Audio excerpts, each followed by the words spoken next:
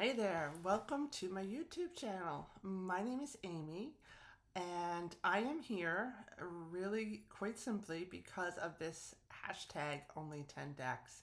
I have loved watching all the videos out there um, showing the 10 decks that you can't live without. And I really loved not just seeing the decks, but hearing why people chose certain decks. And everybody had their own set of criteria they used to choose these decks. And so I thought about what would I really want, and it would be the decks, for me personally, that I use the most through the years, that have never ever gotten tired of. So I will start with the 10th deck and work my way up to my absolute soul deck, favorite, can't live without deck. And I can tell you that my top two decks are, if I had to choose, hands down, like if the house were on fire, these are the two I would run out of the house with. So I'm going to start with the first tarot deck I ever had. And the tarot deck I learned with, along with Mary Greer's Tarot for Yourself, is the Hanson-Roberts deck. Now, I picked this at a Barnes & Noble, 2002. It wasn't long after 9/11, and I really love this deck.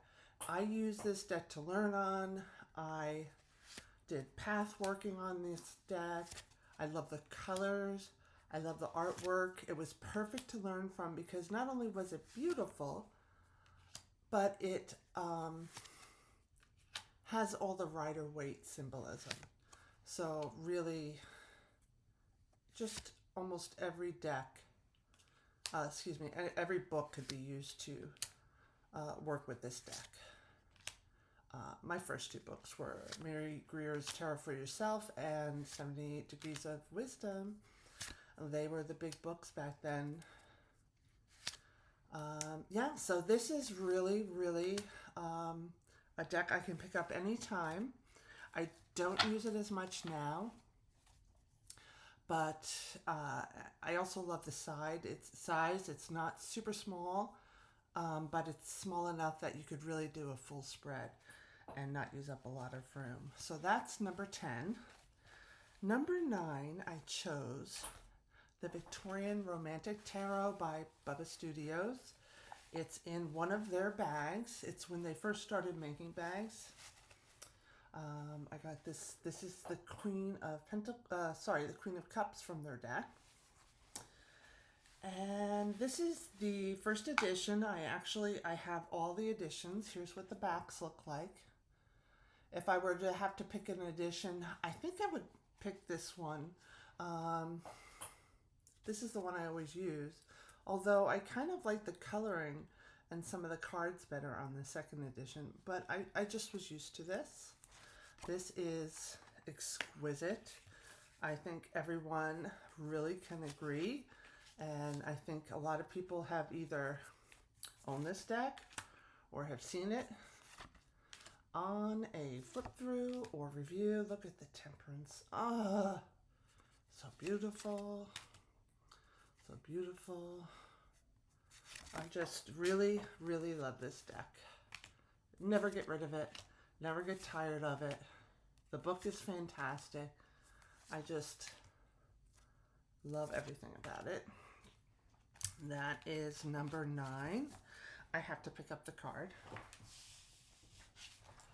Okay.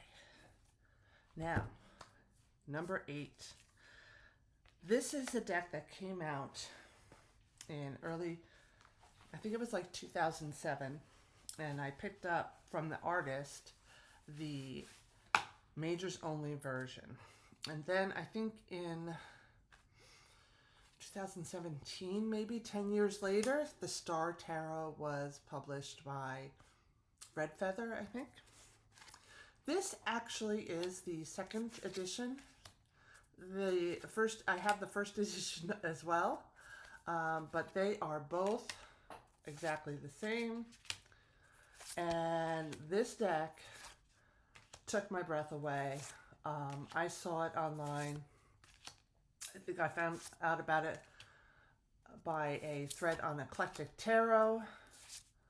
And when I saw the star card, that was it for me. I am a big star card person. If I like the star card in a deck, then it is a big bonus point for that deck. If I don't like the star card, it's definitely I might not buy it kind of thing. So it's a really thick deck. I use it a lot when I'm studying, believe it or not, because it has a lot of esoteric symbolism in it. And I did want to show you the Majors Only deck that I got, because the coloring on it is so beautiful. Let me just show that to you. You can see like the artist's version, the colors are so much more vivid. Let me find the star card here. Yeah. Oh, look at that star card. I mean, really, you just can't see it, right? Because the reflection. You can see my computer screen. But seriously, guys, this is so beautiful. So that is my number 8. And I still use it quite a bit now, like I said, to study with. Next, I have, this is the 2nd edition, the World Spirit Tarot. Now, the 1st edition was fantastic. I got it when it first came out, and I continued to use it. There were a couple of cards there that I was just kind of like, I wasn't really crazy about, but by no means was it a deterrent for me to use this deck, because the deck is gorgeous. It has a great book. It's not in color, but it's a good little white book. But look at these cards. Heaven. This kind of satisfies my more earthy desires. I love the colors. I love her. I love, this is the Queen of Swords. I love it. Look at the Seer of Wands. I mean, it's just a really well done deck. I love this artwork style, and it just speaks to me. I use it every once in a while. It's on the shelves right near my desk, and I pull it out, and I love that card. I use it. I did sell the 1st edition, and I am very happy using this 2nd edition. It's a great, fantastic deck. Next, this deck is really phenomenal, I have to say. So it is a Los Carabeo deck, and it is the Fae Tarot. I don't know what drew me to this. It is normally not my thing. The fairy thing is not really my go-to theme. But there was something about this deck, and I bought it. I bought the deck book set. It has a little white book. What I love about this is the book really cinched this for me. Like, as far as just a deck to have versus, because you like the artwork, versus a usable deck. The book that came with the deck book set, which I don't think you can find the book anywhere anymore, is extremely well written. It is one of the best accompanying books, books written to accompany a deck. I love this one. Love this particular card. And I'm going to show you real quick what I loved about it and why it made the difference for me. And that is that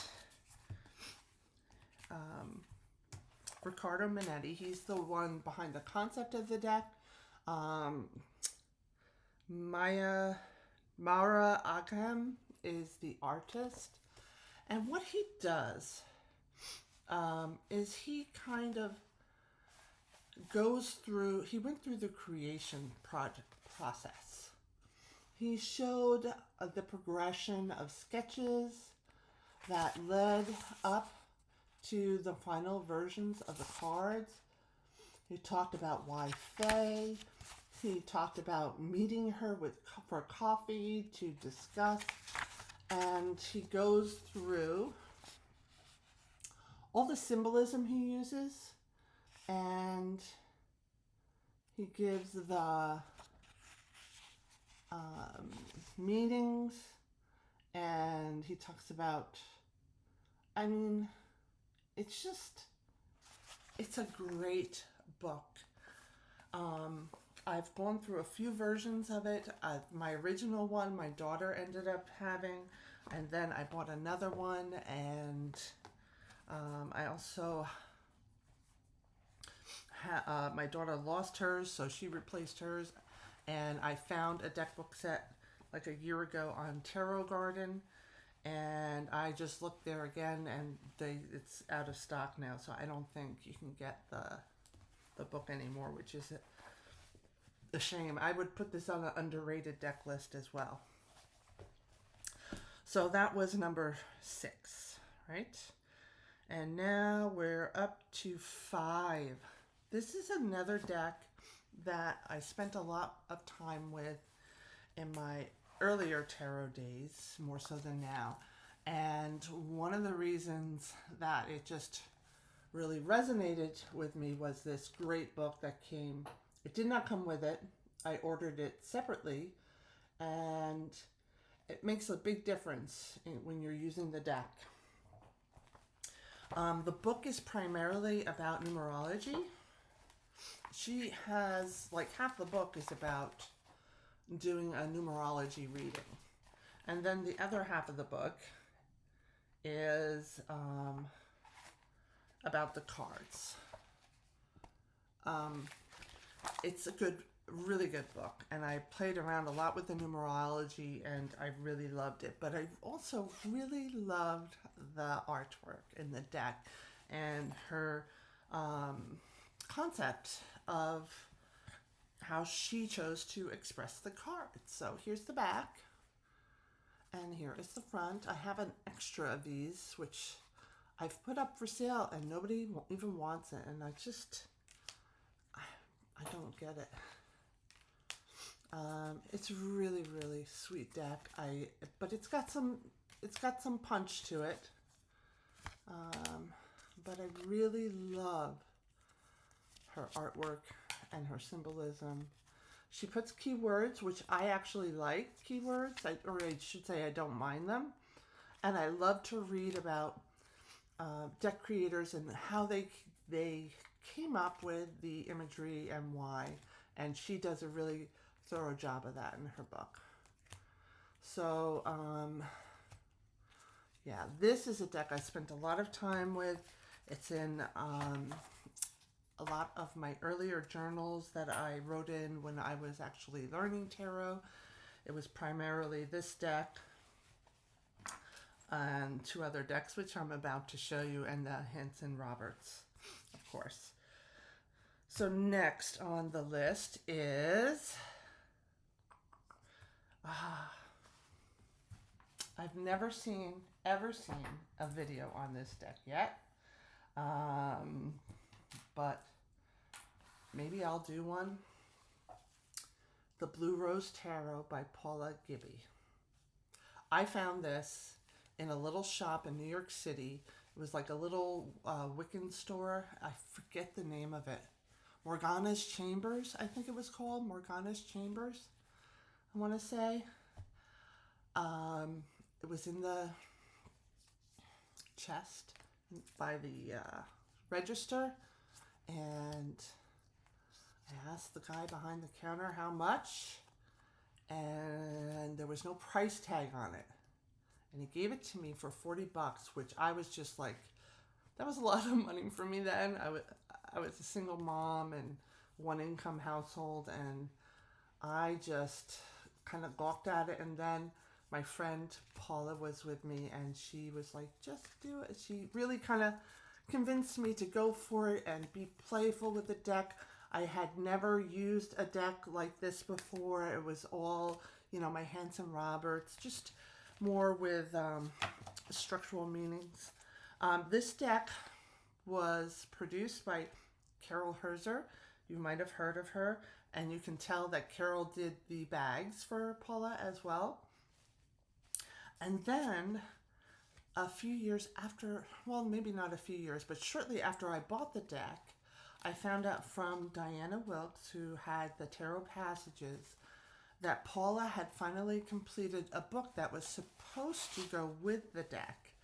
And she gave me contact information and said if I emailed her, I could get a copy of the book. And I did for free, just because I owned the deck. This is incredible. It is based on the journey of the hero, and she goes into a great depth as to the symbolism she chose for her cards and what they mean. And like I said, she did this based on the Fool's Journey. And it's just an incredible resource. I will always treasure this deck. I loved reading with this deck. I love exploring all the symbolism on this deck. I will never get tired of it. It's, by today's standard, not a well-produced deck, but it was produced in like the early turn of the century. And so it's as good as you could get back then. Next is, we're getting up there, deck number 3. You've all seen this. I've been coveting her decks. I shortly before this came out, I had acquired in a trade for the Vitruvian edition, but I didn't have the books that she had written, the Book of Maps. So when this came out, I ordered actually 2 copies. I followed all her progress during the pandemic, and I am a big fan of Benable Wens. I am so impressed by her. I can't even imagine how she does everything she does and gets it done. Sorry, it's upside down. This deck for me is purging deep into the soul. I don't know how else to describe it. It is phenomenal. And what I love most, besides appreciating all the details of her beautiful work, is the work she put into making this deck a tool for the soul, a tool for your life, a tool for life, you know. She was really particular about the symbolism, everything, every brush stroke has a purpose in her deck. And I am so impressed by her. It's just phenomenal. And I have been, as I pull cards with this deck, I've been using it for my daily cards, maybe some 3 card spreads for the week. And then I read in the book about those cards, the in-depth interpretations. It's so, I just love it. I love hearing about why she chose certain characters. She's gone and done the research for the history of them, and it's just, I could gush on and on about this, guys. But I don't want to take up too much time, so I'm trying to keep this pretty short. I'm going to go to my top 2 decks that have never left me since I purchased them, that I loved even before they were published. The number 2 comes in this handmade tie-dyed bag. It is the limited edition that came out before the mass publications. I have both, and it's the Gaian Tarot by Powell Colbert. A beautiful, beautiful person. I followed her creation on her website while she made it. I have a signed card. It came with this extra. The card stock is so shuffleable, and not glossy, which I prefer, but I, can deal with glossy, but I prefer this. And it's just perfect. It's thin enough that it's so easy to shuffle. But I mean, this is real life people. This is her world. This is her sacred world. These are her beautiful friends. This deck is just, it's just so perfect in so many ways. I don't know how else to describe it. I love this deck. And it came with the books. The books were great. But I have 2 of her prints hanging up on my wall that I got from her at the Reader's Studio. This is that's her granddaughter, guys. These are real people from everyday life. Oh gosh, I just love it. This deck, I have the extras, but there's just something about this particular deck because of all the love that surrounded her publishing it and mailing it out and doing things like making the bags, collecting shells. I was fiddling with this before, but here is the little piece of sea glass that came with my deck, and here's the little shell that came with it that she and her friends collected from the shores of the island she lived on. I mean, come on, that's so much love. So, and I feel it when I use this deck. It's a fantastic deck, and it will never ever leave and stop being used for that matter. But now I'm down to the last one. My very favorite deck of all time. I found out about it shortly after, like early 2003. And it is one of the first ever self-published decks. So it was when self-publishing a deck was not an easy feat. And it is the first version of the Tarot of Prague. Here is my very well used, well loved deck. This deck has been to Christmas parties, corporate parties, bachelorette parties, plain old tarot parties, coffee shop readings for about 10 years, plus using it for myself, studying with it, everything. It is unabashedly well used and loved. They were exploring different packaging and figuring out what worked. Obviously, they never went back to this type of packaging. It slides out, it obviously wears out, but they were trying to make it like a book. The ribbons have not frayed, and this sits in my purse. I have this beautiful bag that my friend gifted me to go specifically with this deck, but really this gets banged around in my pocketbook. And here are the cards. Now, these, like I said, I've been used in coffee houses, corporate parties, so really, they're worn out. And there's something about this particular deck, I just don't want to stop using it.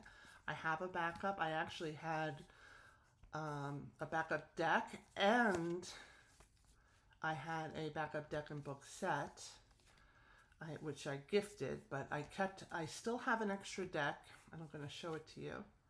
I mean, there's nothing, not one card I don't like. I just love Prague. I just love it. I don't know. There's just nothing else to say. Now this is the book that came with this deck that I just showed you. And it's even got my maiden name in it. It is a great book. I think it's pretty much relatively the same. Oh, here's the extra death card. I don't use this one. I use the other one it came with. So I use it as a bookmark. And I brought out, this is the spare copy that I still have. It's in a Bubba bag. They make beautiful bags, you know. But this is what it kind of looks like brand new, because this has not been used. Yeah, you can see how beautiful it looked. I don't think I've ever even untied the ribbons on this one. And, you know, you can't see it, but they're stamped. There's a stamp. Yes, you can see it. They're signed and numbered with a stamp. And there's like a little white book in there. And here it is, brand new. It's beautiful. Now, aesthetically, I like the second version of this particular Tarot of Prague, which I have as well. But again, I'm kind of tied to that first version I had. I'm trying to show you the 2 death cards should be in here. Yeah. So here are the 2 death cards.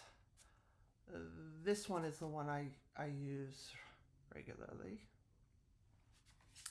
And then I'll show you the star card. I like the star card, but it isn't my favorite. Just to be... I think the Star Tarot deck has my favorite star card ever.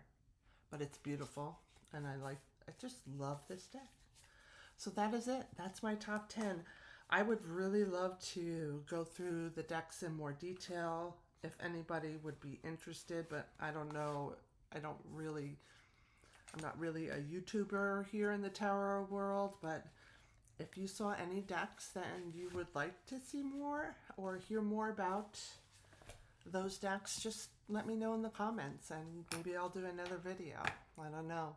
But those are my 10 lifer decks. And yeah, thanks for watching. You take care. Bye.